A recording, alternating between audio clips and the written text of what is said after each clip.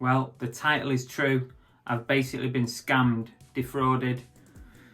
I've been done for £280 on Facebook Marketplace.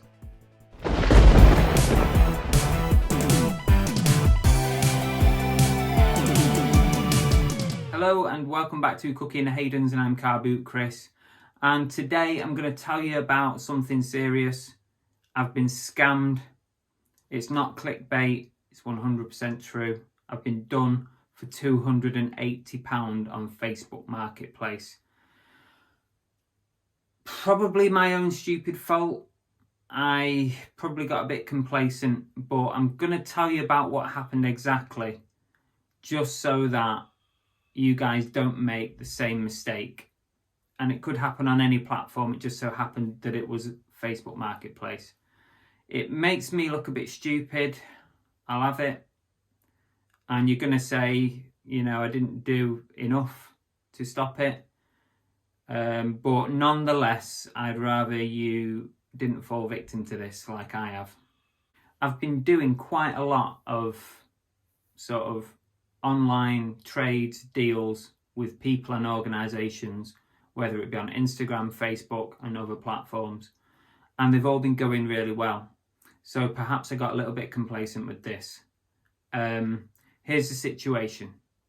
On the 28th of February this year, I found a guy who was selling some really good quality tote boxes. You know, the ones with the lids that close, with the crocodile lids like that. £6 each, which is roughly the price that you pay for them. So I wanted to buy a lot of these boxes because I want to revamp my stock room.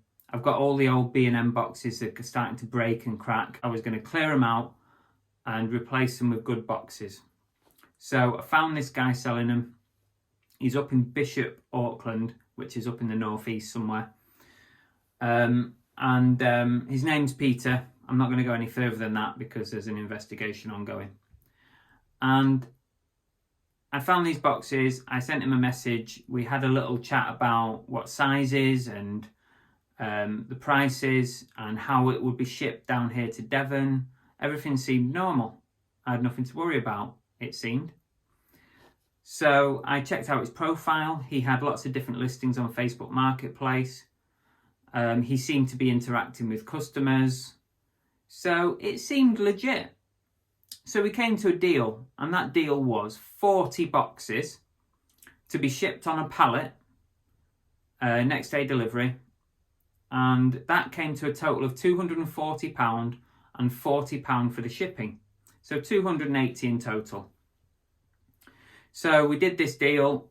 I bank transferred him the money. And he replied to say that he'd received it and that he would ship it next day. Next day came, he hadn't shipped it. And I sent him a message and he replied to this and he just said, sorry, we'd missed the deadline of shipping or whatever we'd missed the shipping day. So he'd send it out on the next day and I'd get it on the day after. And basically that was the last I heard of him. So for the following week, I spent every day, I sent him a message. What's going on? Can I have a tracking number? Can you let me know where these boxes are? And he completely ghosted me. This was via Facebook Messenger. And I could tell that he'd seen these messages because the picture pops up next to it. So you know that he's read it and seen it. So I was starting to get a bit worried after 3-4 days, completely ghosted me. I thought, I had an inkling that I'd been done. So I sent a message to Peter with my refund details saying, if you're struggling to fulfill this order, please just refund me so that I can go and buy elsewhere. I thought I'd give him an opportunity. Here's the details to refund. Please send me a refund. He ghosted me completely. Didn't reply. He saw it. He didn't reply. So I started doing a bit of investigating. I went through all his for sale posts. I went through all his messages where he'd been chatting with customers. And I started doing screenshots so that I could save things for investigation purposes. and I found a mobile number for him. He'd issued his mobile number to a potential customer. So I thought, well, I have to try and ring him. And that's what I did. So I recorded the phone call, and I'm going to play it back to you now.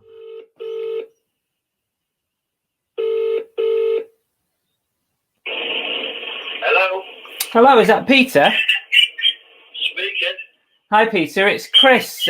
We've been doing a deal on Facebook. Regarding what, Chris, I sell all sorts. I'm still 200 items a week. Oh, right, okay. Well, I bought 40 boxes off you for £280. Right. And you've not sent them? Right, I'm out delivering the minute, Chris. But my daughter who deals with everything in the office. And where's he going to, Chris? Down to Devon. Down to Devon. Never seen any paperwork going down to Devon. Chris, let me ring up and I'll give you 10 minutes. I'll ring you back. Okay, thanks, mate. Cheers. What was it, Chris? What type of the boxes was it? Which kind? It was is it like 70, 80 litre black boxes with the lids? 6 pound ones. Yes, that's it, yeah. Short boxes, yeah. Chris, give us 10 minutes. I'll chase up. I'll see what's going on. Oh, thanks very much, mate. Cheers. Thanks, Chris. Cheers. Bye. So, as you heard there, it sounded plausible. He's got a lot of orders going on, hundreds of orders a week. 200 orders, he said. And he was clearly driving, and he said, you know what, I'll ring you back in 10 minutes, I'll go and check. He never rang me back. And a couple of hours later, I sent a text message to his phone, and suddenly his phone had changed from being an iPhone, because you get that blue box, iMessage to iMessage. Suddenly it changed to being green box, which means I think he probably blocked me immediately after that phone call. So I sent him a message anyway. I said, any update, please let me know. If you can't fulfill the order, please refund me. I made it very clear. He didn't reply. I also sent that same message on Facebook Messenger. He didn't reply, but he saw it. So this is now pretty much a clear case of theft. It's a fraud, it's a scam. He basically took that money off me with the intention of never sending me the goods, of keeping that money. And it's that intention that makes it a theft. I put it very clearly in a message to his mobile and Facebook that if he didn't resolve the situation, he would be reported to the police, to my bank, and to Facebook. He did not reply, and the next minute he blocked me on Facebook. He removed himself from that conversation on Messenger, and that actually caused me a little problem because I couldn't then report him directly in the transaction that we've been doing on Facebook. Normally you can hit report and say that there's a problem with the transaction. I couldn't do that because he had blocked me. Now there's a major flaw in Facebook Marketplace's system, because somebody can just leave the conversation and you can no longer report them, which is ridiculous. I've pretty much been done for £280. Very unlikely to get it back, I don't think.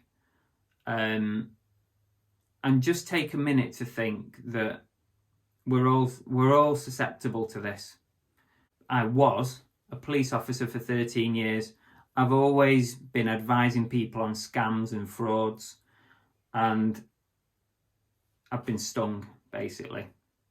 And it's annoyed me, I've annoyed myself because I didn't do enough checks on this guy. You guys probably think that maybe I deserved it, and if you want to put that in the comments below, then that's fine. I'll take it. I didn't do enough checks.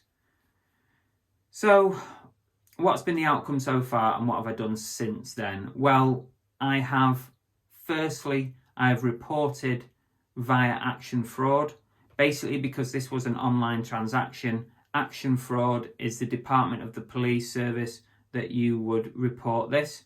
I've done a full report with them, and I have a crime number. That's really important to get that crime number, because What I've also done now is I've contacted my bank.